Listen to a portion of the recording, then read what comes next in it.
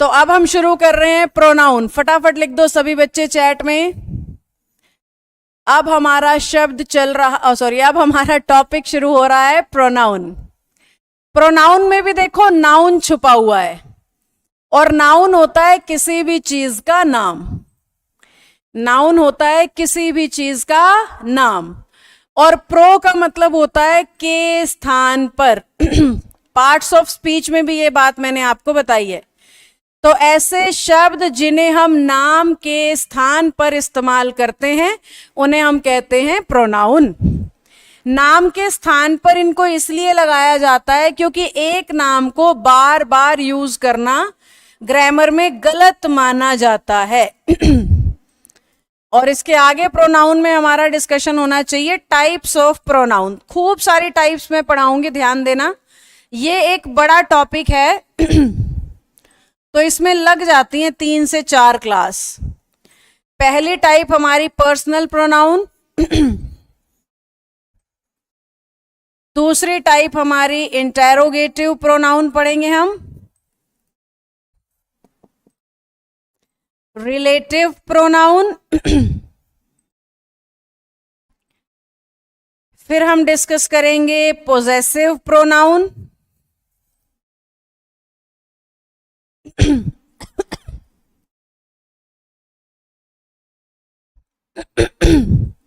Personal, interrogative, relative, possessive के अलावा हम पढ़ेंगे बच्चों डेमोन्स्ट्रेटिव प्रोनाउन,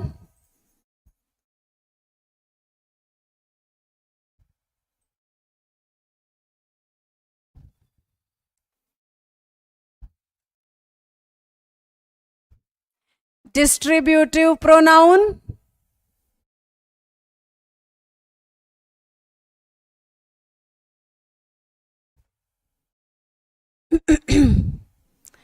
इसके अलावा हम इसमें पढ़ेंगे बच्चों रेसिप्रोकल प्रोनाउन। हिंदी में इतनी टाइप्स नहीं होती हैं लेकिन इंग्लिश में ये मैक्सिमम टाइप्स हैं बेटा। देखो कुछ किताबें तो आपको ऐसी मिलेंगी जिसमें 5 टाइप्स होंगी प्रोनाउन की, कोई कहेंगी 6 टाइप्स होती हैं। मैं यहाँ पे 10 से 12 टाइप्स लिखूंगी, ये मैक्सिमम टाइप्स हैं प्रोनाउन की। रिफ्लेक्सिव प्रोनाउन,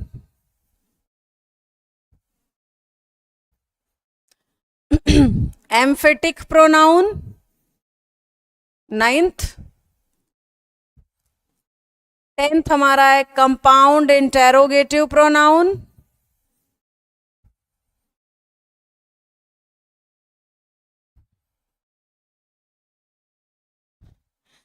11th है हमारा इनडेफिनेट प्रोनाउन। लिखा तो नहीं है मैंने, पहले नहीं लिखा है, इनडेफिनिट। और 12th टाइप आती है बच्चों प्रोनाउन की एक्सक्लेमेटरी प्रोनाउन। इन सारों को अब हम एक एक करके डिस्कस करेंगे, और इंग्लिश बोलते हुए किन किन गलतियों से बचना है प्रोनाउन को इस्तेमाल करते हुए, वो सारी बातें मैं साथ साथ बताऊंगी।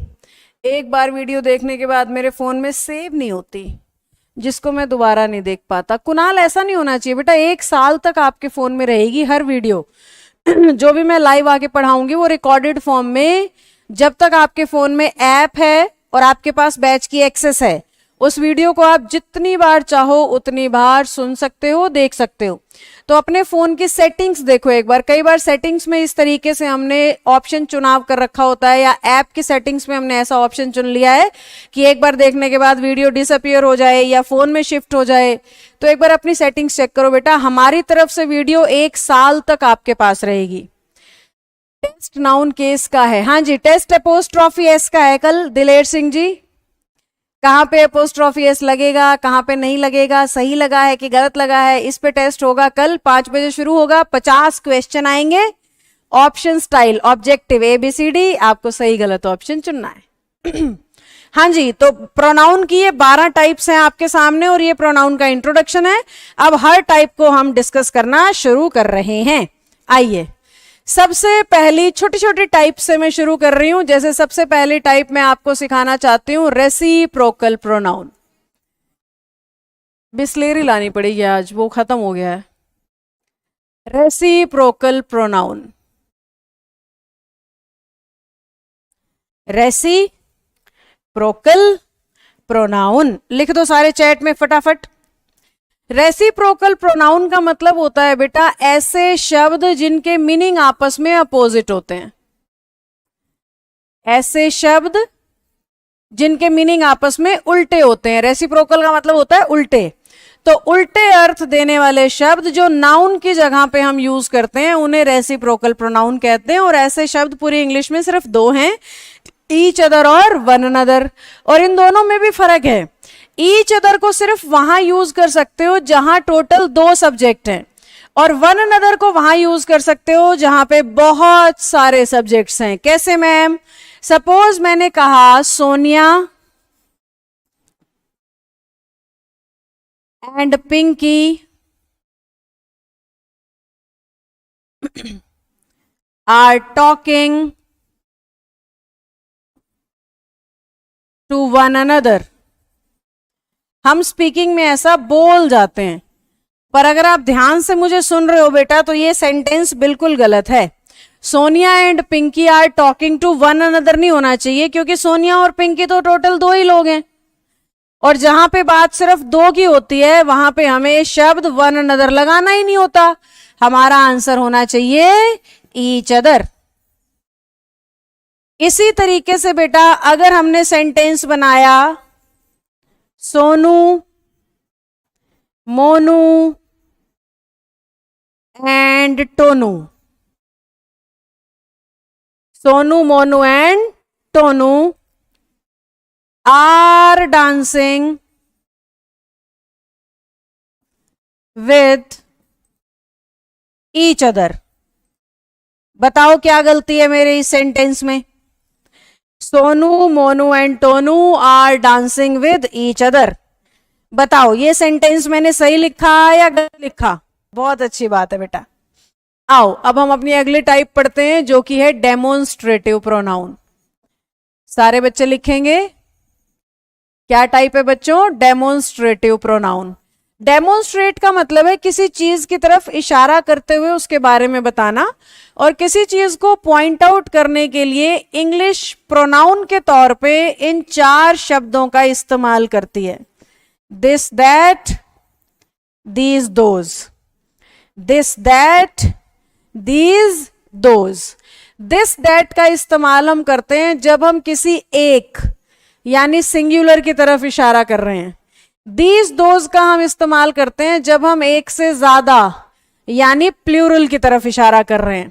जब जब बात किसी एक व्यक्ति की होगी तो हम दिस या दैट का इस्तेमाल करेंगे। जब जब बात एक से ज्यादा की होगी हम दीज या दोज का इस्तेमाल करेंगे। कैसे मैम? मैंने कहा दिस इज माई बुक, तो यहां पे बुक ना सिंगुलर है इसलिए मैंने दिस का यूज कर रखा है। अगर मैं कहती दीज आर माई बुक्स,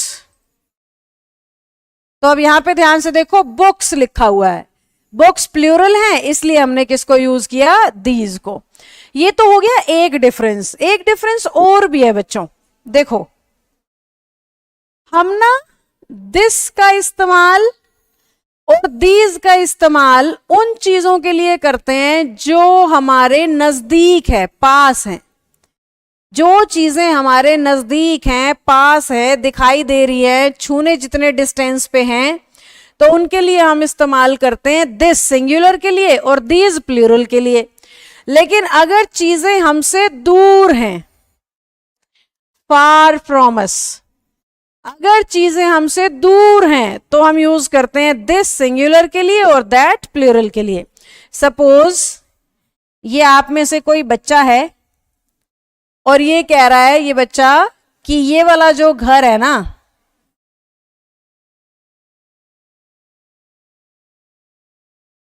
बच्चा कह रहा है कि ये वाला घर मेरा है और ये जो दूर दिख रहा है ना बड़ा सा घर,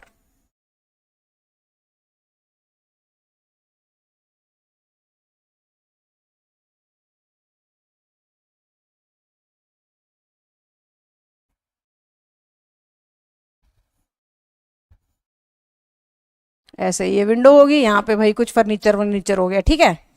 तो ये बच्चा जब बोल रहा है अपने मुंह से, तो ये घर इसके पास है और ये वाला घर इससे दूर है, तो इसको कहेगा this is a small house than that. क्या कहेगा बच्चा? This is a smaller house than that. क्योंकि ये बच्चा इस घर के ज्यादा नजदीक है तो इसको दिस से दिखाएंगे, और उस घर से दूर है तुलनात्मक रूप से, तो उसको तो कहेगा दैट और इसको कहेगा दिस। अगर यहां पे दो घर हो जाएं, कंफ्यूज हो जाओगे आप, दोबारा से बच्चा बनाते हैं। अगर बच्चा यहां पे खड़ा है अब की बार और दो घर की बात कर रहा है, ये एक घर और ये दूसरा घर, ऐसे ही दूर भी वो दो घर दिखा रहा है।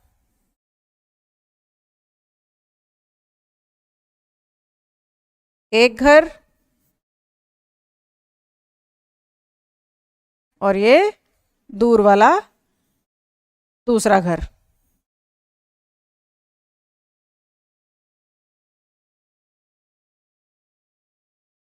अब ये बच्चा क्या बोलेगा? ये बोलेगा these houses are smaller than those houses. तो ये हमने सीख लिया है डिस्ट्रीब्यूटिव, सॉरी डेमोन्स्ट्रेटिव प्रोनाउन। अब हम सीखते हैं डिस्ट्रीब्यूटिव प्रोनाउन। अब हम तीसरी टाइप सीख रहे हैं, क्या? Distributive pronoun. देखो, जैसा कि आपको शब्द से ही समझ में आ रहा है, डिस्ट्रीब्यूशन यानी बंटवारा, चीजों को बांटना। और जैसे ही बंटवारे की बात होती है तो कुछ शब्द दिमाग में आते हैं, जैसे सभी में बांट दो, किसी में भी मत बांटो, किसी एक को ही दे दो बस। समझ रहे हो? ऑल यानी सभी में बांट दो, नन किसी को नहीं देना, सारा मैं रखूंगा। एनी सब में से ना किसी एक को दे दो बस। इसी तरीके से ईच हर एक को मिलना चाहिए। अगर टोटल दो ही लोग हैं तो हम कहेंगे दोनों को दे दो भाई, बोथ। दोनों में से किसी एक को दे दो, ईदर। दोनों में से किसी को भी नहीं देना है, नीदर। यानी ऑल किसके लिए आएगा? सभी के लिए। नन किसके लिए आएगा? किसी को भी नहीं। ये किताबें किसको बांटनी है? किसी को भी नहीं।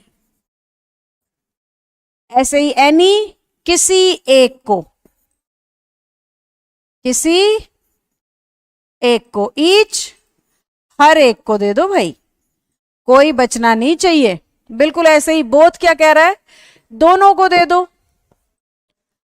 टोटल दो लोग हैं, दोनों को दे दो। इधर क्या कह रहा है? दो में से एक को दे दो, दो में से एक। और नीदर कह रहा है दो में से किसी को भी नहीं, दो में से किसी को भी नहीं। ये इनके मीनिंग है बेटा। एक बार सारे शब्दों को आप खुद पढ़ो जब तक मैं चेयर पे बैठी हूं। सारों को पढ़ के बताओ। Oh thank you Amrita Kumari ji, thanks a lot. सारे शब्दों को पढ़ो। All, none, any, each, both, either, neither. मैं चेयर पे हूं पर मैं आपकी चैट को देख रही हूं। फटाफट से मुझे सबका एक एक सेंटेंस बना के दिखाओ। बोथ को यूज करो, ईदर को यूज करो, नीदर को यूज करो, एनी को इस्तेमाल करो इंग्लिश में, और फटाफट से एक एक सेंटेंस बना के दिखाओ। देखो, फिर अपना अपना चेक करना कि आपने ठीक बनाया था या नहीं। मैंने कहा none of these two girls is happy. None of these two girls is happy. सही लिखा मैंने या गलत? बताओ।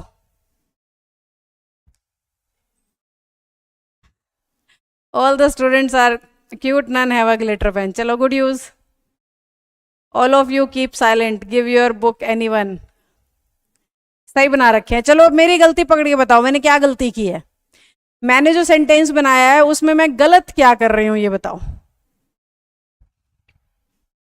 बिल्कुल गलत लिखा है मैंने, क्योंकि दो लड़कियों के लिए नन हो ही नहीं सकता, नन तो दो से ज्यादा के लिए आता है, तो मुझे इस्तेमाल करना चाहिए था दो के लिए आने वाला नेगेटिव शब्द जो कि था नीदर। तो सही सेंटेंस हमारा बनेगा neither of these two girls is happy. समझे बच्चों? इंग्लिश बोलते हुए यही गलतियां होती हैं, बोथ को लगा देंगे 5 लोगों के लिए, बोथ तो 2 के लिए आता है। ईदर को लगा देंगे 10 लोगों के लिए, ईदर ऑफ दीज 10 गर्ल्स ऐसे बोलेंगे। पता ही नहीं है कि इधर 10 के लिए नहीं आता भाई, इधर 2 ही के लिए आता है। तो 10 को कहना है तो या तो ऑल कहो या फिर नन कहो, ये 10 को दिखा सकता है। अब डालो थम्स अप अगर बात समझ आ गई है तो। टाइप पढ़ते हैं, ये आज की क्लास की आखिरी टाइप है, इसके बाद ये कंप्लीट होने के बाद मैं आपको फ्री कर दूंगी। फिर अगली क्लास हमारी वेडनेसडे को होगी, दिवाली की छुट्टी रहेगी मंडे और ट्यूसडे की। कल आपका टेस्ट रहेगा नाउन केस का, सबने अच्छे से अटेम्प्ट करना है। आइए अब अगली टाइप है हमारी पोजेसिव प्रोनाउन। लिखो सब चैट में, क्या है हमारी अगली टाइप? Possessive pronoun. क्या है हमारी अगली टाइप? Possessive pronoun. देखिए जैसे कि पोजेसिव आपको मैं सिखा चुकी हूं नाउन केस में, अधिकार सूचक शब्द जो काके की, मेरा, आपका, इसका, उसका, इन सेंसेस में आते हैं उन्हें हम पोजेसिव कहते हैं। अब ऐसे कितने शब्द हैं? नाउन केस में भी लिखा था वैसे मैंने, फिर दोबारा लिख देती हूं। My, our, your, his, her, their, its. ऐसे ही mine, ours, yours, his, hers, theirs, its. Mine, ours, yours, his, hers, theirs, its. इन सबको पोजेसिव कहते हैं बेटा। ये ना पोजेसिव वर्ड्स हैं। पोजेसिव प्रोनाउन ये होते हैं, ध्यान से सीखना, मैंने इसमें बच्चों को गलती करते देखा है। ये वाला जो पूरा रो है ना बच्चों, ये पूरा का पूरा कॉलम, सॉरी रो नहीं कॉलम, ये है पोजेसिव प्रोनाउन। और ये जो मैंने आगे लिख रखे हैं ना, ये है पोजेसिव एडजेक्टिव्स। और एडजेक्टिव्स ना हमेशा नाउन के साथ आते हैं। एडजेक्टिव्स हमेशा नाउन के साथ आते हैं, इसलिए जहां पे भी ये शब्द आते हैं ना, इनके साथ नाउन आता है पक्का। जबकि प्रोनाउन कभी भी नाउन के साथ नहीं आते। तो जहां पे भी ये शब्द आते हैं इनके साथ नाउन नहीं आता कभी भी। कैसे मैम? एक तो मैं कहूं दिस इज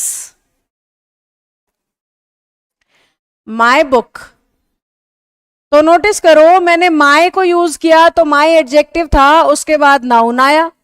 और मैंने कहा दिस बुक इज माइन। कर रहे हो बेटा notice? This book is mine. देखो माइन अकेला आया है, माइन के पीछे किसी तरह का कोई भी नाउन नहीं है। तो जहां पे भी आप इंग्लिश बोलते हुए इन शब्दों को बोल रहे हो, आप ध्यान रखो इनके बाद नाउन आएगा। और जहां पे भी आप इन शब्दों को बोल रहे हो, आप ध्यान रखो इनके बाद नाउन नहीं आएगा। अब गलती कैसे होती है? एरर किसको कहते हैं? इंग्लिश में सेंटेंस बना दिया, आवर्स कंट्री इज ग्रेट। क्या सेंटेंस बना बेटा? Hours country is great. बिल्कुल गलत लाइन है ये। क्यों मैम? कंट्री शब्द हमारा ग्रामर में क्या बनता है? कंट्री शब्द क्या बनता है? नाउन। और नाउन से पहले कौन होना चाहिए? एडजेक्टिव होना चाहिए। अब आर्स है क्या? चेक करो लिस्ट में, प्रोनाउन होना क्या चाहिए? एडजेक्टिव। तो सही सेंटेंस बनेगा आर कंट्री इज ग्रेट, ना कि आर्स कंट्री इज ग्रेट। जल्दी से थम्स अप डालो अगर बात समझ में आई है। अच्छा, प्रोनाउंसिएशन की बात कर रहे हो क्या? ये आवर नहीं होता। देखो इसकी, इसकी और इसकी प्रोनाउंसिएशन एक ही होती है, आर। ठीक है, इसको भी आर पढ़ते हैं, इसे भी आर पढ़ते हैं, इसे भी आर पढ़ते हैं। ना तो ये हावर होता है, ना ये आवर होता है। हम कहते हैं आवर कंट्री, नहीं, आर कंट्री। तो प्रोनाउंसिएशन हम क्योंकि गलत सुनते रहते हैं तो हमें उसी की आदत हो जाती है। आओ पर्सनल प्रोनाउन शुरू करते हैं। सब यस मैम लिख दो अगर तैयार हो तो। पर्सनल का मतलब होता है निजी या व्यक्तिगत। तो ऐसे शब्द जिन्हें हम नाउन्स के लिए पर्सनली इस्तेमाल करते हैं, इंग्लिश उन्हें पर्सनल प्रोनाउन कहती है। जैसे नेहा अपने लिए पर्सनल प्रोनाउन शी को यूज करेगी, रोहन अपने लिए पर्सनल प्रोनाउन ही को यूज करेगा। पेन का पर्सनल लेना है तो इट यूज किया जाएगा। नेहा नहीं चाहेगी कि उसे ही कहा जाए, रोहन नहीं चाहेगा कि उसे शी कहा जाए। तो ये इनके पर्सनल हैं, दूसरा इनका यूज नहीं कर सकता, इसलिए इसका नाम क्या रख रखा है, पर्सनल प्रोनाउन। अब बात ये आती है कि पेपर में कैसे आएगा। एग्जाम के लिए आपको पर्सनल प्रोनाउन की ये टेबल अपने दिमाग में रखनी है। I, my, mine, me, we, our, ours, us, you, your, yours, you, he, his, him, she, her, hers, her, it, its, it, they, their, theirs, them। ये टेबल आपने ध्यान करनी है।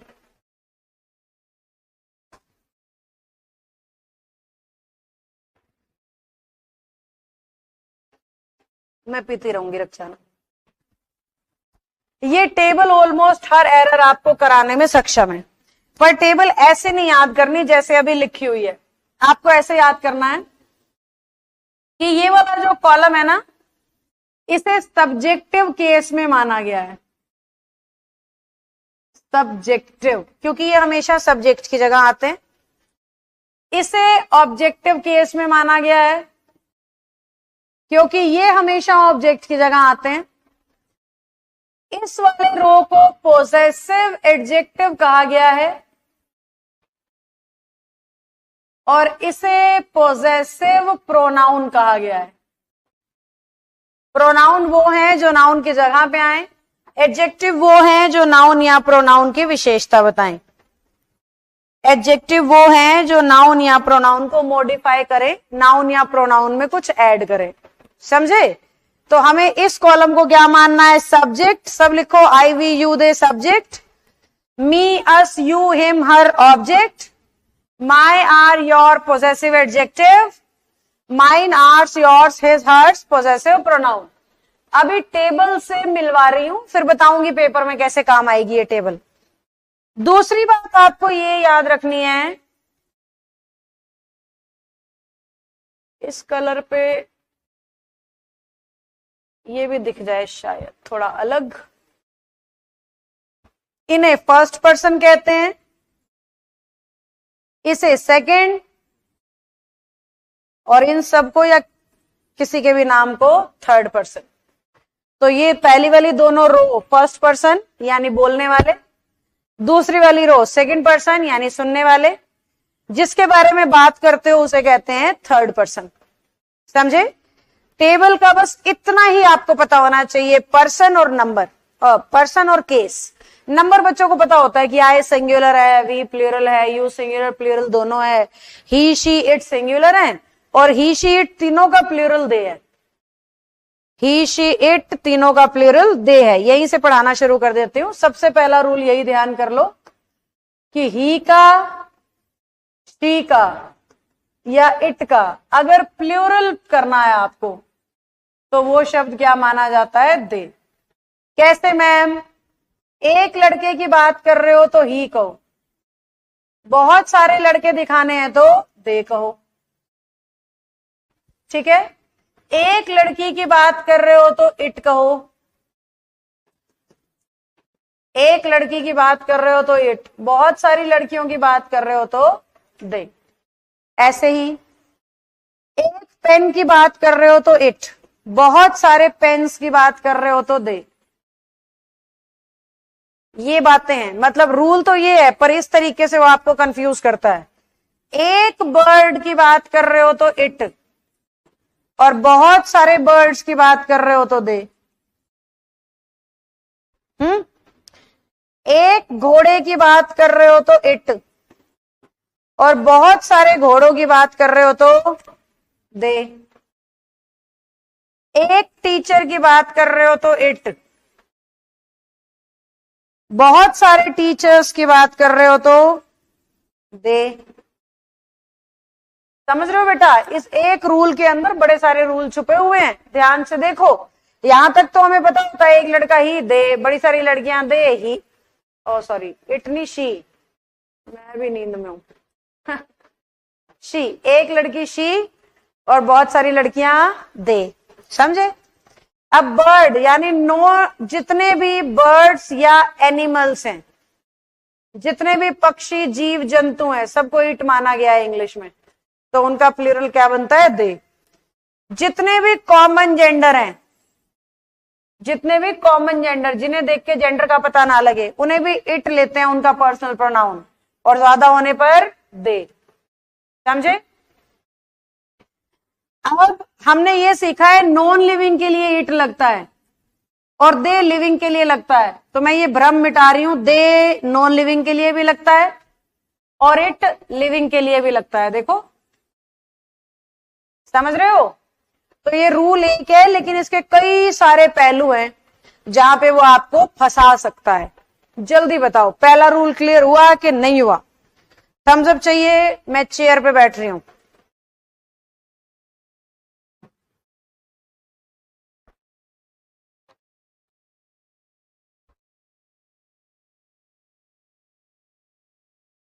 आपकी सिस्टर की शादी कब थी Jatin?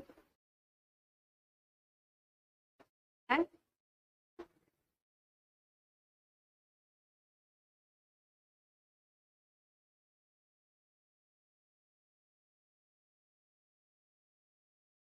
Good. Now move two point number 2। Point number 2 कहता है कि इंग्लिश की किसी भी लाइन में अगर लेट दिखे, बट दिखे,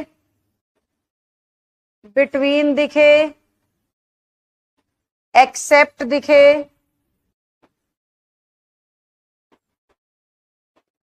लाइक दिखे, डिसलाइक दिखे, तो इन सब के बिल्कुल साथ हमेशा ऑब्जेक्ट आता है। इन सब के बिल्कुल साथ हमेशा ऑब्जेक्टिव केस आता है। जैसे कि हमेशा आपने सुना होगा let me help you, pronoun table ही तो बताएगा ऑब्जेक्ट क्या होता है। टेबल का इतना ही रोल होता है बस कि आपको ऑब्जेक्टिव, सब्जेक्टिव, पोजेसिव पहचानना आ जाए। तो इंग्लिश कहेगी लेट मी, अगर वो लिखेंगे ना लेट आई, लेट माई, सब गलत है, लेट मी, समझे। There is no secret between you and me कहते हैं। अगर एग्जामिनर लिखेगा ना यू एंड आई तो गलत है, क्या होना चाहिए, यू एंड मी। अब जैसे ये शब्द हमेशा ऑब्जेक्ट लेते हैं ना, बिल्कुल ऐसे ही इंग्लिश में जितनी भी प्रेपोजिशंस हैं, जितनी भी, सब अपने साथ ऑब्जेक्टिव केस लेती हैं। At, in, on, by, with in, कोई सी भी। जैसे मैंने कहा he is laughing at me, him, her, them, यही सुना होगा आपने। कभी ऐसा नहीं सुना होगा he is laughing at I, he is laughing at you. हमेशा आपने ऑब्जेक्टिव केस देखा होगा। तो प्रेपोजिशंस भी हमेशा अपने साथ ऑब्जेक्टिव केस लेती हैं। और ये सारे के सारे शब्द जो आप यूं नहीं कहते बच्चे, I like you, I like her, I like him, कभी सुना है I like she, I like he, हमेशा क्या बोलते हैं, I like him, I like हर।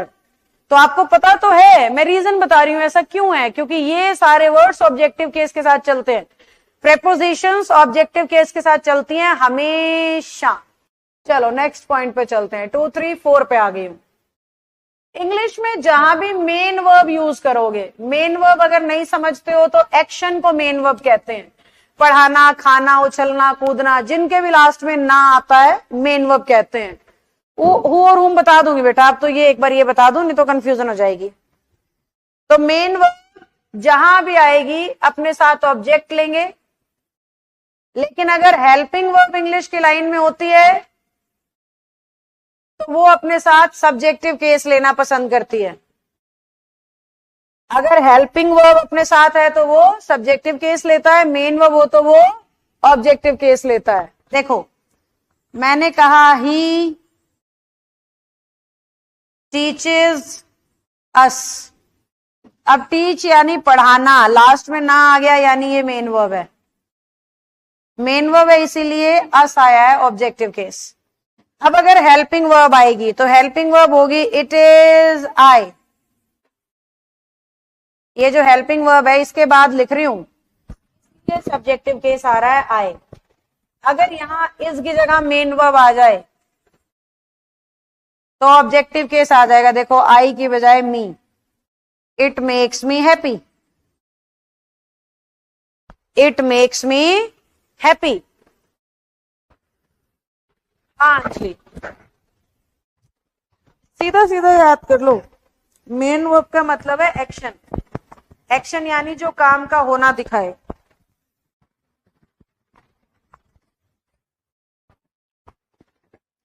और काम का होना हमेशा हिंदी मीनिंग में ना मिलता है। ये रूल क्या कह रहा है फिलहाल वाला, ध्यान से देखो। मेन वर्ब होने की वजह से ऑब्जेक्ट और हेल्पिंग वर्ब से सब्जेक्ट। हेल्पिंग वर्ब को पहचानना आसान है, is am are, was were, has had, देखते ही समझ जाओ हेल्पिंग वर्ब। इसके अलावा कुछ भी दिख रहा है ना सब्जेक्ट के बाद तो वो मेन वर्ब होता है। और मेन वर्ब अपने साथ ऑब्जेक्ट लेता है और हेल्पिंग वर्ब अपने साथ सब्जेक्ट। तो देखो टीचेस मेन वर्ब है इसलिए अस आ गया, मेक्स मेन वर्ब है इसलिए मी आ गया।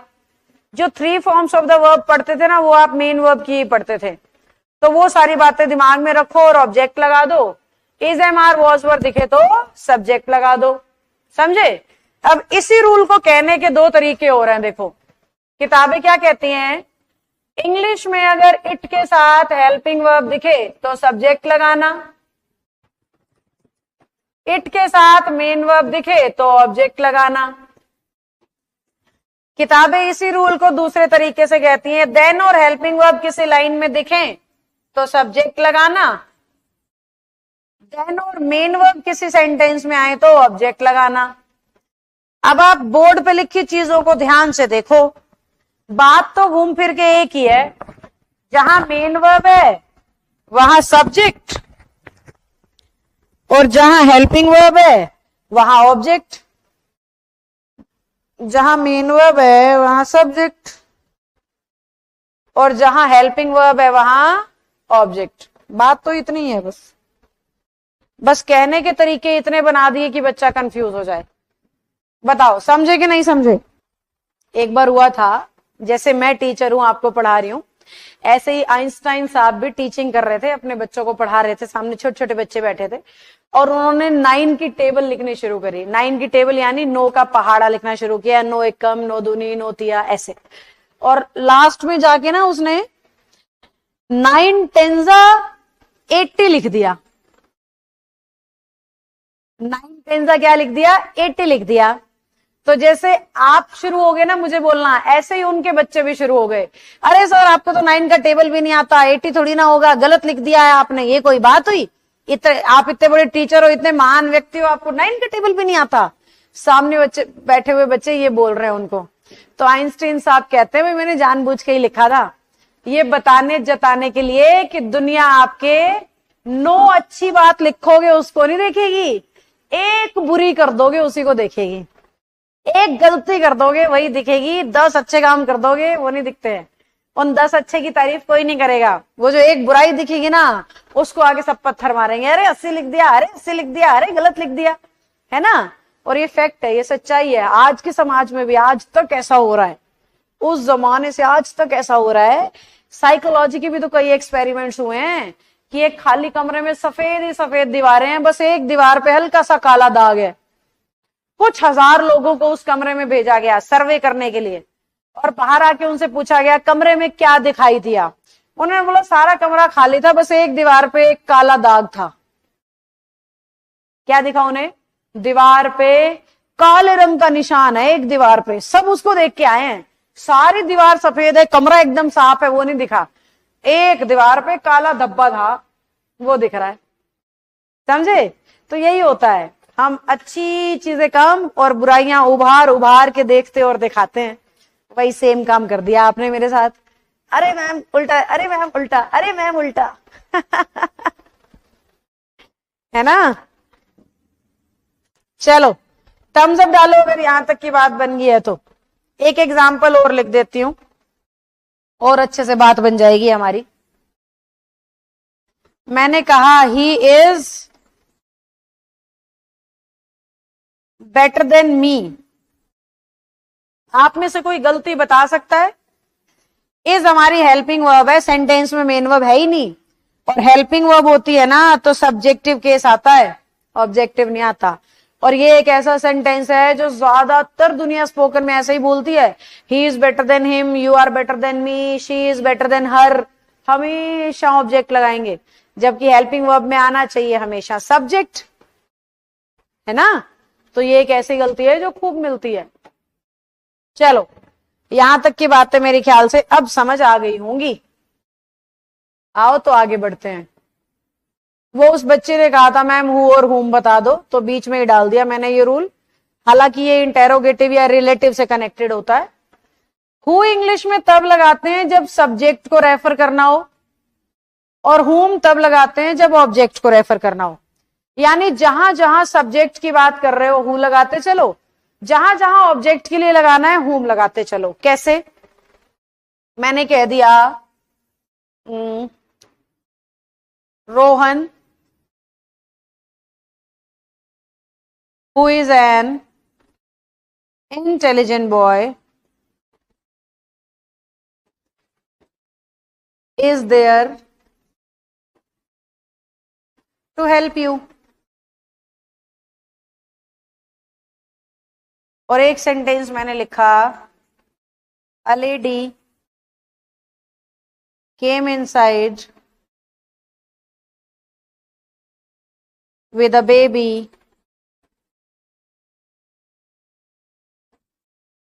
who had just swallowed a coin। Who had just swallowed a coin। एक बार दोनों सेंटेंसेस को सभी बच्चे पढ़ें और जो बात मैं दिखाना चाह रही हूं उसको ध्यान से देखें। यहां हमारे सेंटेंस का सब्जेक्ट है रोहन, और जब सब्जेक्ट के लिए लगता है तो हु लगता है। ठीक है, यही लिखा था मैंने ऊपर। यहां लेडी है सब्जेक्ट और बेबी है object. A lady came inside with a baby, एक औरत एक छोटे बच्चे के साथ अंदर आई जिसने अभी अभी सिक्का निगल लिया था। तो अब सिक्का आप बताओ, लेडी ने निगला के बेबी ने? सिक्का निगलने वाला कौन है, लेडी या बेबी? सोचो किसने निगला होगा सिक्का। मैं अपने छोटे बच्चे के साथ डॉक्टर के पास गई और मैं बोल रही हूं भाई सिक्का निगल लिया अभी अभी, तो डॉक्टर क्या समझेगा, मैंने कि बच्चे ने? लेडी बच्चे के साथ अंदर आई तो सिक्का किसने निगला, लेडी ने या बच्चे ने? अंडरस्टूड है ना, बच्चे ने। और बच्चा कौन है सेंटेंस का, ऑब्जेक्ट। यानी आगे बात बच्चे की चल रही है। अब बात बच्चे की चल रही है तो हु तो सब्जेक्ट के लिए आता है, क्या लगाओ, हुम लगाओ। बस इतना सा करना है बेटा हु और हुम का। जो भी बच्चा पूछ रहा था, नाम मुझे याद नहीं है। तो ऊपर कौन की बात हो रही है इसलिए हु, नीचे बेबी की बात हो रही है इसलिए हुम। अब इसी सेंटेंस को मैं बोलूं a lady came inside with a baby who was very tall and beautiful. Who was very tall and beautiful. अब टॉल भी और ब्यूटीफुल भी तो ज्यादा इशारा हो रहा है लेडी की तरफ, इसलिए हु होना चाहिए। तो आपने ये देखना है, सब्जेक्ट की बात करे हु, ऑब्जेक्ट की करे हुम, बस इतनी ही बात है। डालो थम्स अप अगर बन गई बात तो।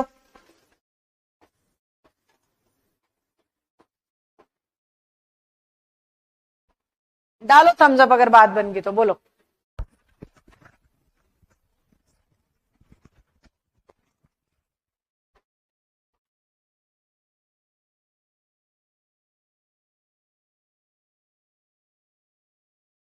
समझ गए। चलिए पॉइंट नंबर 8।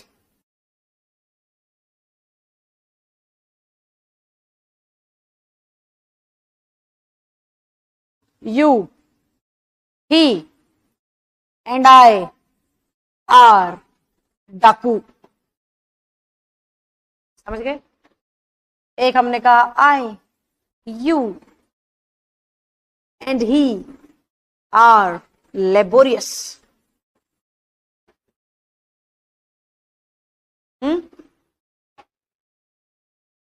ये आर से चिपक गया था, U E R O, laborious होने से लिखा गया। चलो एक ही बात है, कोई बात नहीं, उधर से अपने को मतलब ही नहीं, इधर से मतलब है। तीसरा मैंने बना दिया we, you and they are happy. पहली चीज जो आपको ध्यान करनी है, पर्सन अलग अलग है। देखो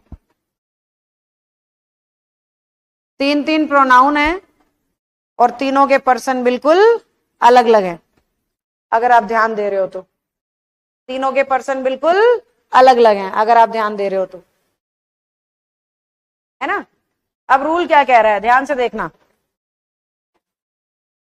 रूल कह रहा है 3 प्रोनाउन एक साथ आए और अगर वो तीनों के तीनों सिंगुलर हो।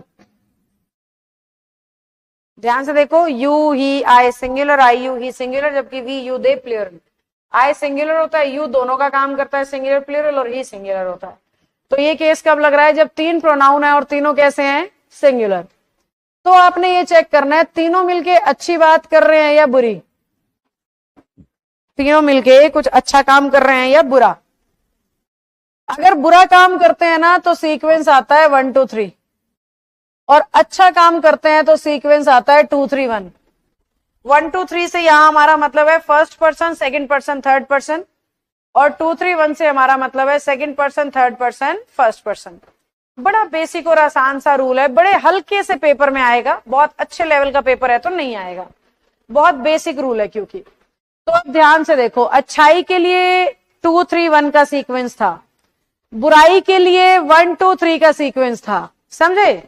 अब यहां पे अगर हम बात कर रहे हैं रोबर, डाकू होना तो बुरी बात है ना, बुरी बात है तो यू ही आई नहीं, क्या होना चाहिए, आई यू और ही। जबकि ईमानदार होना तो अच्छी बात है, और अच्छी बात के लिए सीक्वेंस होना चाहिए 2 3 1। मैंने क्या लिख रखा है 1 2 3, तो इसे करना होगा यू ही आई। बताओ बात दिमाग में गई हो तो, अरे वाह आंसर तो सारे ठीक दे रहे हो। बताओ अगर बात दिमाग में गई है तो। अब अगली बात सुनो, अगर ये तीनों प्लूरल हो जाएं तो अच्छी बात या बुरी बात कोई फर्क नहीं पड़ता, सीक्वेंस चाहिए 1 2 3।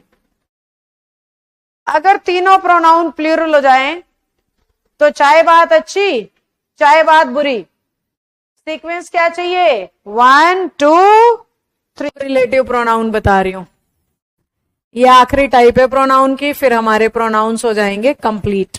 देखो रिलेटिव शब्द बनाया बेटा रिलेट से, तो ऐसे WH फैमिली वर्ड्स जो सेंटेंस के एक हिस्से को दूसरे से रिलेट करते हैं यानी जोड़ते हैं, तो उन WH फैमिली वर्ड्स को इंग्लिश कहती है रिलेटिव प्रोनाउन। कैसे? I know who is calling me, मुझे पता है कौन बुला रहा है, तो इसमें मैं पूछ नहीं रही हूं। अगर मैं यहां से आई नो हटा दूं तो ये इंटेरोगेटिव बन जाएगा, who is calling me question mark, कौन बुला रहा है मुझे, तो ये इंटेरोगेटिव हो जाता। पर अगर मैंने आई नो को इज कॉलिंग मी से जोड़ने के लिए किसको यूज किया है, हु को, तो इस हु को इंग्लिश कहेगी रिलेटिव प्रोनाउन। तो जब WH फैमिली वर्ड क्वेश्चन पूछने के लिए यूज होते हैं, जैसे कि मैं सिर्फ इतना लिख दूं हु इज कॉलिंग मी, कौन बुला रहा है मुझे, तो इस WH को इंग्लिश कहेगी इंटेरोगेटिव। पहला कंफ्यूजन तो बच्चों को यही होता है कि कौन से WH को इंटेरोगेटिव मानूं और कौन से को रिलेटिव मानूं। तो 2 बातें बता रही हूं, ध्यान से सुनो।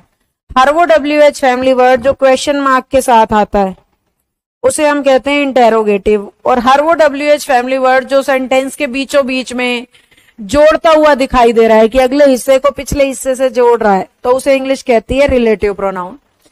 तो जब WH कनेक्ट करे रिलेटिव, और जब WH क्वेश्चन पूछे तब इंटेरोगेटिव। पहले तो इस बात के लिए थम्स अप डालो, समझ आया कि नहीं आया? अब सुनो मेरी बात। अगर मैंने सेंटेंस लिखा she is the same girl who came yesterday, she is the same girl who came yesterday to meet me, या for meeting me, for me ही लिख दिया लो। She is the same girl who came yesterday for me, इसका मतलब यही होगा कि ये वही लड़की है जो कल मेरे से मिलने के लिए आई थी। अब हम इस सेंटेंस को इंग्लिश में पढ़े, हिंदी में पढ़े, हमें लगेगा बिल्कुल सही, जबकि इसमें एक छोटी सी गलती मैंने कर रखी है। वो गलती क्या है? पहली बात तो ये जो हु है ये पूछ नहीं रहा कुछ, नोटिस करो, सेम गर्ल जो मिलने आई थी, तो इस हु ने कनेक्ट कर रखा है, यानी कि ये हु रिलेटिव प्रोनाउन है, ना कि इंटेरोगेटिव। हाँ, the boy who is intelligent is my brother. वाह अर्शिया, क्या बात कही है। इसमें हु देखो अर्शिया ने कितना अच्छा यूज किया, रिलेटिव प्रोनाउन है ये। पर मैं सिखा क्या रही हूं? मैं ये सिखा रही हूं कि यहाँ पे हु नहीं दैट होना चाहिए। ये रिलेटिव प्रोनाउन से रिलेटेड स्पीकिंग में होने वाली सबसे ज्यादा गलती, सबसे ज्यादा इंग्लिश बोलते हुए बच्चे ये गलती पक्का करते हैं। उनको पता ही नहीं होता कि यहाँ पे हु लगाऊं कि हुम लगाऊं कि दैट लगाऊं, कौन से वाला यूज करूं और क्यों करूं। तो ध्यान से सुनो, ध्यान से सुनो। हम ना हु को हर लिविंग के लिए यूज कर सकते हैं, सब्जेक्ट के लिए, और हम हुम को हर लिविंग ऑब्जेक्ट के लिए यूज कर सकते हैं। सब्जेक्ट को रेफरेंस देनी है तो हु देगा, और ऑब्जेक्ट को रेफरेंस देनी है तो हुम देगा। फिर यहां मैं दैट क्यों लगा रही हूं? इंग्लिश में कुछ शब्द होते हैं, रिलेटिव प्रोनाउन की सबसे इंपॉर्टेंट बात नोट करके लिख रही हूं मैं, नोट। इंग्लिश में कुछ शब्द होते हैं जैसे कि same, only, none, nothing, all, any, few, little, anything। देखो, ये सारे ऐसे शब्द होते हैं बच्चों जिनके बाद WH लगा ही नहीं सकते हम। WH लगाना ही गलत होगा, तो उसके लिए हमें दैट लगाना होता है। इसलिए क्योंकि इस लाइन में सेम शब्द था, तो सेम के बाद तो WH लग ही नहीं सकता। इस वजह से मैंने बोला भाई हु गलत है, हु की जगह क्या लेना चाहिए तुम्हें? दैट लेना चाहिए। अब एक और एग्जाम्पल देखो इसी तरह का। सपोज मैंने लिखा all which glitters is not gold.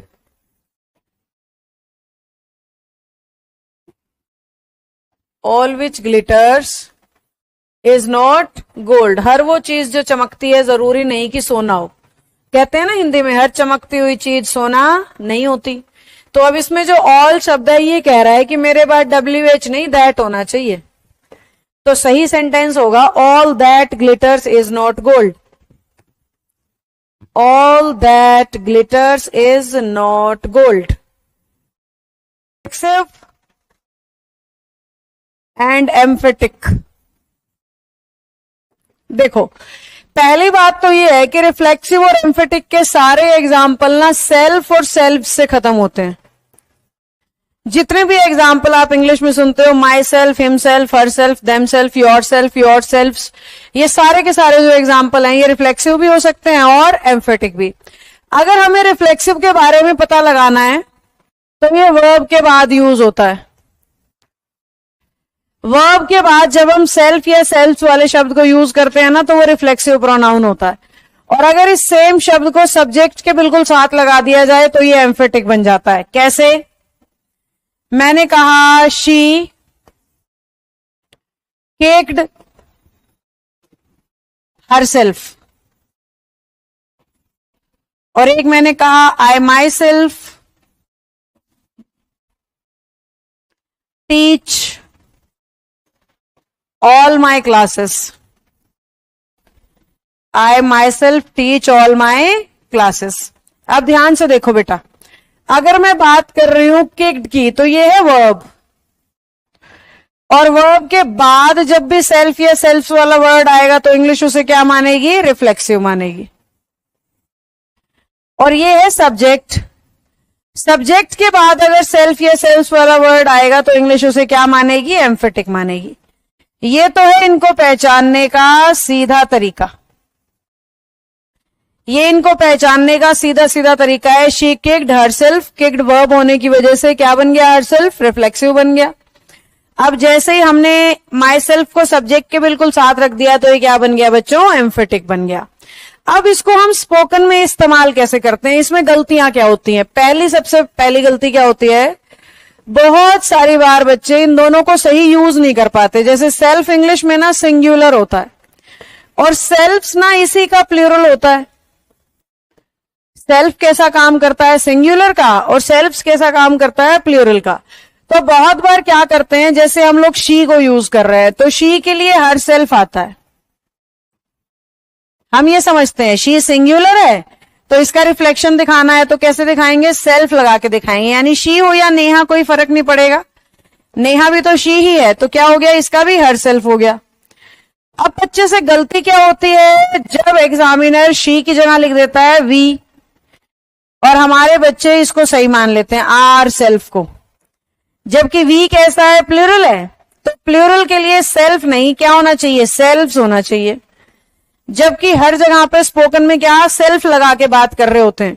तो सेल्फ ना वहां पे लगाओ जहां आप सिंगुलर सब्जेक्ट को देख रहे हो, और सेल्फ्स वहां पे लगाओ बेटा जहां पे आप प्लूरल सब्जेक्ट को देख रहे हो।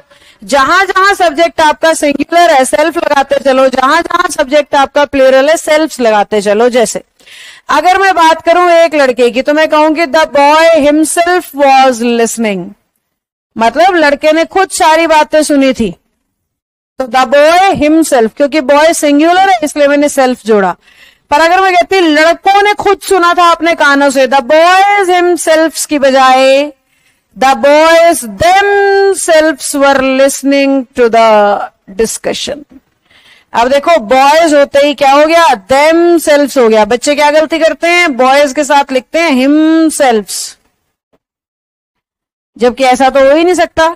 ये तो मैंने मान लिया कि सेल्फ का प्लूरल हमने कर दिया सेल्फ्स क्योंकि बॉयज थे, पर बॉयज फिर ही थोड़ी ना होंगे, हिम थोड़ी ना होंगे, बॉयज दे हो जाएंगे और दे का मतलब देम हो जाएगा। तो बॉयज को देखते हुए हमें क्या लगाना था, देम सेल्फ्स लगाना था।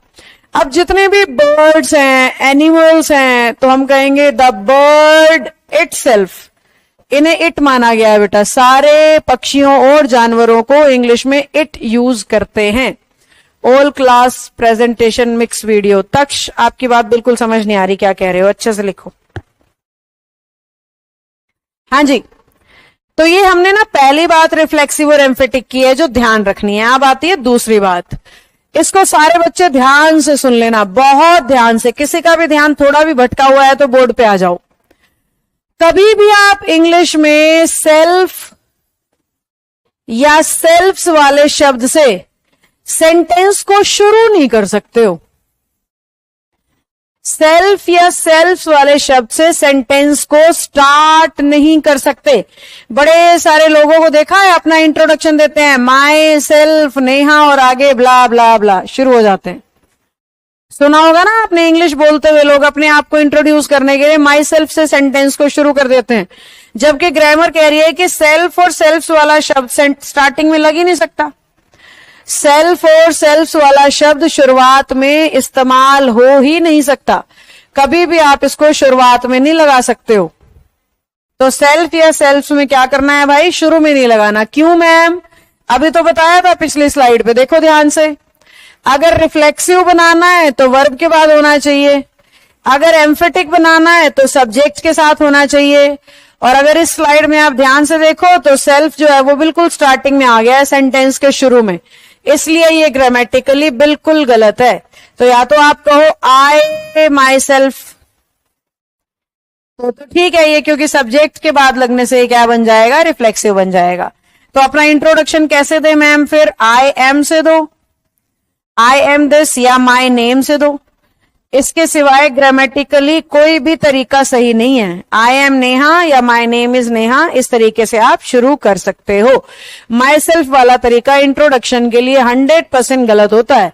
देखो, स्पीकिंग में इंग्लिश बोलते हुए नियमों का ध्यान नहीं रखना होता है, लेकिन ग्रामर जिन्हें आती है ना, जो इंग्लिश के सच्चे ज्ञानी है, वो बिल्कुल नहीं माई सेल्फ से अपने आप को इंट्रोड्यूस करेंगे। कभी भी नोटिस कर लेना।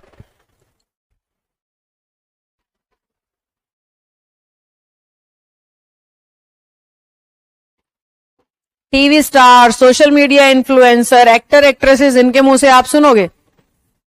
कोई भी बिजनेसमैन अपने आप को माई सेल्फ से इंट्रोड्यूस नहीं कर रहा होता। कोई टीचर, कोई प्रिंसिपल, इस तरह के लोगों को आप बिल्कुल नहीं देखोगे अपने आप को माई सेल्फ से इंट्रोड्यूस करते हुए, क्योंकि इंग्लिश स्पीकिंग में ये चलता है, लेकिन सही इंग्लिश स्पीकिंग में ये नहीं चलता है। तो आज अगर आप अपने आप को इंट्रोड्यूस करो आज के बाद, तो आई एम से या माई नेम से करो।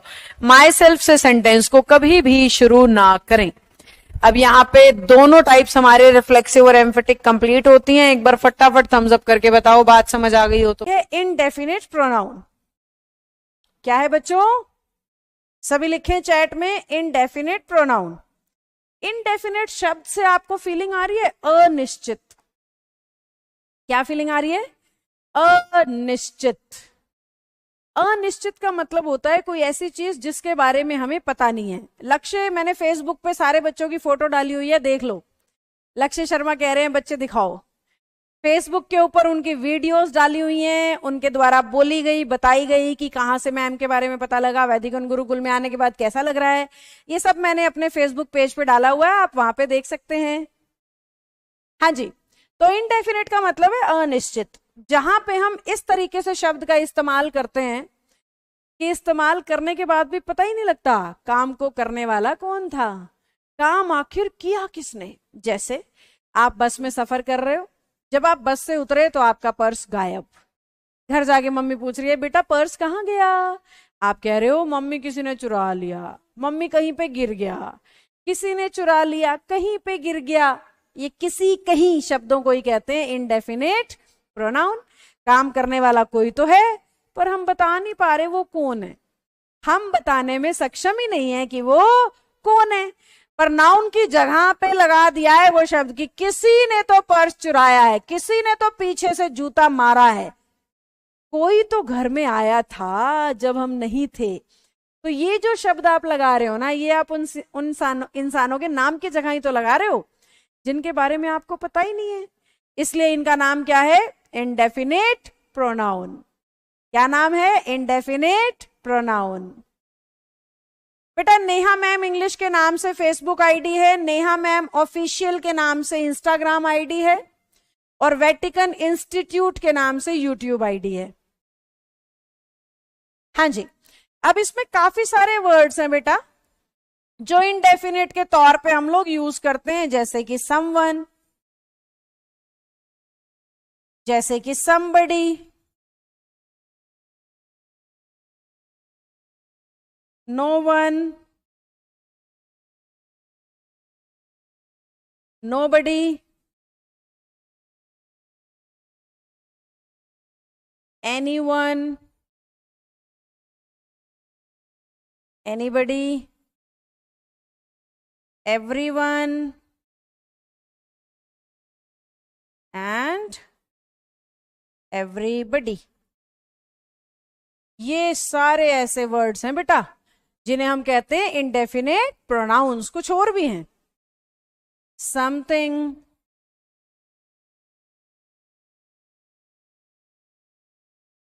एनीथिंग,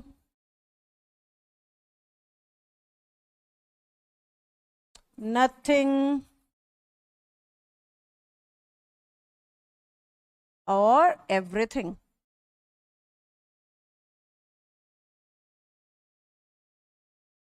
ये सारे जो ब्रैकेटेड वर्ड्स हैं, they all are indefinite pronouns. अब हमें इनका इंग्लिश में इस्तेमाल तभी करना होता है जब हमें पता नहीं है कि काम को करने वाला कौन है। बॉलीवुड मूवीज में नहीं कहते कुछ तो हुआ है, कुछ हो रहा है। अब ये चीज है समथिंग, क्योंकि उन्हें पता नहीं असली में क्या हो रहा है, तो ये कुछ तो हुआ है जो है ना, उसको कह रहे हैं क्या, समथिंग। कुछ कुछ होता है, समथिंग समथिंग, समझे। ऐसे ही कोई तो घर में आया था, समवन, किसी ने तो चोरी करी है, समबड़ी। इस तरीके से इन शब्दों का इस्तेमाल किया जाता है। हमें सब्जेक्ट के बारे में पता नहीं होता, फिर भी हम उसके बारे में बता रहे होते हैं। तो इस सेंस को देने वाले शब्दों को इंग्लिश क्या कहती है, इनडेफिनेट प्रोनाउंस। अब फटाफट से एक सेंटेंस बनाओ, किसी ना किसी इनडेफिनेट प्रोनाउन को लगाओ और मुझे यूज करके दिखाओ। चैट में देख रही हूं मैं, डालो जल्दी से। 12th कॉमर्स का से करना है? नहीं, हम कॉमर्स और साइंस से डील नहीं करते नूर Sharma ji, only arts. Commerce में स्कोप नहीं है, मैं बच्चे को गलत रास्ते पे क्यों चलाऊं। कॉमर्स में 100 में से कोई 2 बच्चे सफल होते हैं, साइंस में 100 में से कोई 5 सफल हो जाते हैं। सरकारी सीए या आईआईटी पीएमटी जो आप सोचते हो, उसकी सही रेशो, सही एवरेज आती है 100 में से 5 बच्चों की। और ऐसे ही सीए की आती है 100 में से 2 बच्चों की। और आर्ट्स में पता है 100 में से 70 बच्चों की सफलता का रेशो है। और हमारे समाज को ये बात पता ही नहीं है। हमारे समाज ने तो अंडररेट कर रखा है बीए वाले बच्चों को, आर्ट्स वाले बच्चों को, साइंस वाले सुपर इंटेलिजेंट, कॉमर्स वाले ठीक ठीक, बिल्कुल रद्दी खत्म बच्चे को कहते हैं आर्ट्स। जबकि ज्यादातर देश की सरकारी नौकरियों में आर्ट्स के सब्जेक्ट काम आते हैं, छोटी नौकरी से लेके बड़ी नौकरी तक। और हमें ये पता ही नहीं है। हमने एक अपने अंतर मन में भ्रम बना लिया है कि आईआईटी पीएमटी सीए से ऊपर तो है ही नहीं कुछ। अब सारे ही सीए और आईआईटी पीएमटी तो नहीं कर सकते। बहुत से बच्चे ऐसे हैं जो घिसटते रहते हैं 3-3। आज ही मिली थी मैं एक बच्चे से, वो पिछले 3 साल से 12th के बाद ड्रॉप करके लगा हुआ है आईआईटी के लिए अटेम्प्ट करने में, नीट के लिए अटेम्प्ट करने में। अब वो बच्चे का एवरेज स्कोर पहले साल से तीसरे साल में नीचे जा रहा है। उसके पेरेंट्स मेरे पास आए हुए थे बिहार से उस बच्चे को लेके कि मैम हमने इसे बहुत टाइम दे दिया है और अब हमें लग नहीं रहा है, तो आप इसको जरा कुछ कराइए, कुछ बनाइए, आप इसकी मदद करिए। ऐसे आ रहे हैं बच्चे मेरे पास सोशल मीडिया से वीडियोस देख के। अब उस बच्चे को मैंने 10th का स्कोर पूछा, 12th का स्कोर पूछा, पढ़ाई में इंटरेस्ट पूछा, आगे जीवन का सपना पूछा। मैं मिली उससे 5 मिनट के लिए और फिर मैंने उसे बोला कि बेटा अब इस तरीके से इतने घंटे मेरे पास रह करके पढ़ेगा तो इतने दिन में ये वाला टेस्ट क्वालिफाई होके ये नौकरी मिल जाएगी। ये सारी डिटेल मैंने उस बच्चे से डिस्कस की। और अब उसको लग रहा है कि हाँ अभी मेरी दुनिया खत्म नहीं हुई है, मेरा जीवन नष्ट नहीं हुआ है, बहुत कुछ ऐसा है जो मैं अभी भी कर सकता हूं। तो साइंस वाले बच्चे के ऐसे रास्ते बंद होते हैं, वो ऐसे भटकता है, ऐसे कमजोर महसूस करने लगता है। वो बहुत बच्चे कमजोर महसूस करने लगते हैं। तो मैं कभी भी किसी भी बच्चे को ये नहीं कहूंगी कि पूरी तरह से आप साइंस के भरोसे, अच्छा है कोई कर ले तो बहुत अच्छी बात है, कॉमर्स के भरोसे रहो, जो कर पा रहे हैं बहुत अच्छी बात है, पर ऐसे बच्चे कम है जो कर पा रहे हैं। ज्यादातर बच्चे हमारी संस्था पे, हमारे देश में, हमारे स्टेट में एवरेज हैं। आप सबके घर में भी एक एक एवरेज पढ़ने वाला बच्चा होगा। तो मैं एवरेज लोगों की सफलता पे काम करती हूँ, क्योंकि जो बहुत अच्छा होता है ना पढ़ाई में, वो खुद को कामयाब करने में भी उतना ही अच्छा होता है।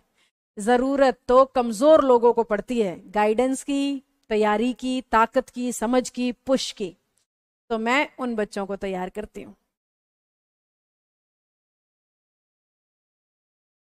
नहीं नूर शर्मा जी, मैंने इतना लंबा भाषण दे दिया, आप फिर भी नहीं समझे। चलिए, सभी बच्चे सेंटेंस बनाने में लगे हुए हैं। आज तो खूब सारी हमने बातें भी कर ली, मजा आया थॉट शेयर करके। आप में से भी किसी ना किसी के काम कोई ना कोई बात जरूर आएगी, जितनी भी मैंने आज बोली है। कुछ कुछ होता है मूवी मैंने पूरी नहीं देखी, कोमल पलक, मैंने सुना बहुत है उसके बारे में। मैं छोटी थी जब वो मूवी रिलीज हुई ना, तो मेरे को नहीं, मैंने पूरी नहीं देखी है। हाँ मुझे पता जरूर है कि मूवी है, रोमांटिक मूवी है, शायद शाहरुख खान और काजोल की मूवी है। मतलब पूरा मैंने नहीं देखा है, कोई कोई सॉन्ग देख लिया, कोई कोई सीन दिख गया, ऐसे। मैंने पूरी मूवी नहीं देखी है। मैंने मूवीज बहुत कम देखी हैं, आपको सच बताऊं। मैं टीवी देखने का कहाँ समय मिलता है, सोचो तो सही। सुबह पढ़ाना शुरू करती हूँ। वो बिहार से जो आज मिलने आए थे अपने बच्चे को लेके, सुबह आए थे वो, और मैं उनसे 4 बजे मिल पाई हूँ। तब तक मेरे स्टाफ ने उन्हें लंच कराया, उन्हें कोर्स के बारे में बताया, संस्था घुमाई। 4 बजे मुझे ब्रेक मिला, मेरा टी ब्रेक होता है 20-30 मिनट का, फिर मैं उस ब्रेक में आपके बैच से बिल्कुल पहले उनसे मिलके आई हूँ। ओके, चलो अब थोड़े प्रैक्टिस क्वेश्चंस कर लेते हैं।